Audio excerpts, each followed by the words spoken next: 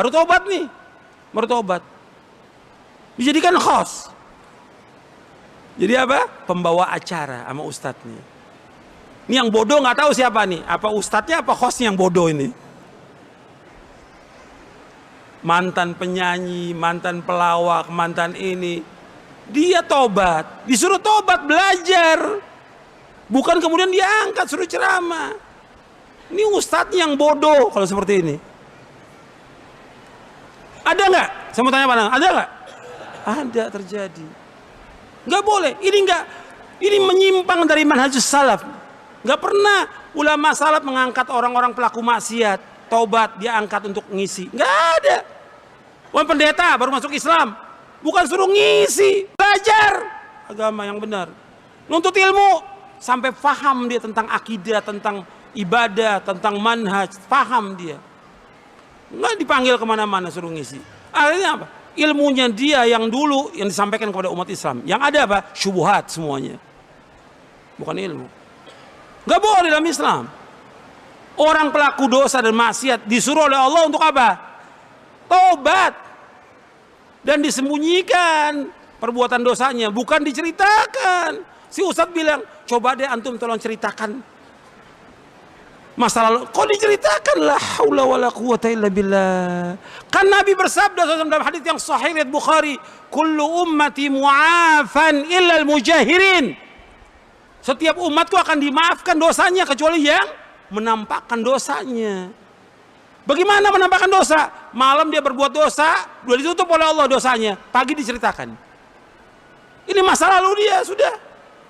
Tutup, jangan diceritakan kepada orang. Ini ustadznya bilang, tolong antum ceritakan. La haula.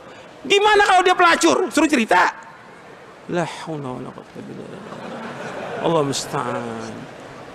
Ini kebodohan yang keterlaluan ini ya. Jahil murakkab. Bodohnya kuadrat. Nggak boleh orang berbuat maksiat disuruh cerita. Tutup. Dan kita juga nggak tahu apakah dia taubatnya bisa istiqomah terus atau dia balik lagi. Ada nggak yang udah taubat balik lagi? Ada nggak? Banyak.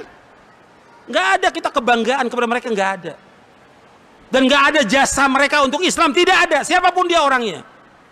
Apakah pelaku maksiat? Apakah orang kaya yang membantu dakwah ini? Nggak punya jasa. Yang punya jasa hanya Allah Subhanahu wa taala. Antum ingat itu? Allah abadikan dalam Al-Quran dalam surah Al-Hujurat. Yang punya jasa adalah Allah yang memberikan hidayah kepada mereka. Kita nggak punya jasa dan mereka nggak punya jasa untuk tegaknya agama ini. Yang punya jasa Allah yang meninggikan agama ini, bukan manusia. Anda ingat itu? Siapapun dia orang kaya membantu dakwah, dia nggak punya jasa. Kebaikan dia, bantuan dia untuk dakwah, untuk siapa? Untuk siapa? Untuk dia nanti di akhirat kalau dia ikhlas. Makanya nggak boleh orang membanggakan, oh saya berjasa. Nggak ada, Allah tegur dalam Al-Quran. Yamununa alaika naslamu kulla tamunu alai islamakum. Balilau yamunu alaikum an hadakum lil Islam. Mereka berbangga bahwa kami punya jasa dengan Islam ini. Kata Allah, jangan berbangga. Allah yang punya jasa menunjuki kamu. Jadi ini jangan kemudian diangkat yang begini. Dan diceritakan lagi di Facebook. Ya, disebarkan la haula wala quwwata illa billah. Orang berbuat maksiat sembunyikan udah.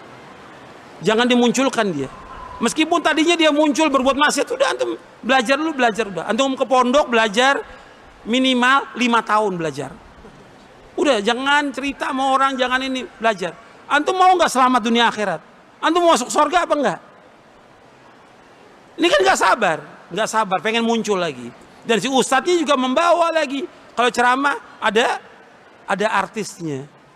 Tanya kepada ustadznya, ustadz ini ustadz apa artis? Gitu. Ini udah keterlaluan ini, udah menyimpang dakwah ini, menyimpang. Ini juga pelanggaran yang harus diingatkan yang seperti ini. Jadi ilmu ini penting. Ilmu bukan hanya tentang ngerti Quran, sunnah, bahasa Arab, bukan, tapi juga tentang dakwah ini harus tahu dia. Harus tahu.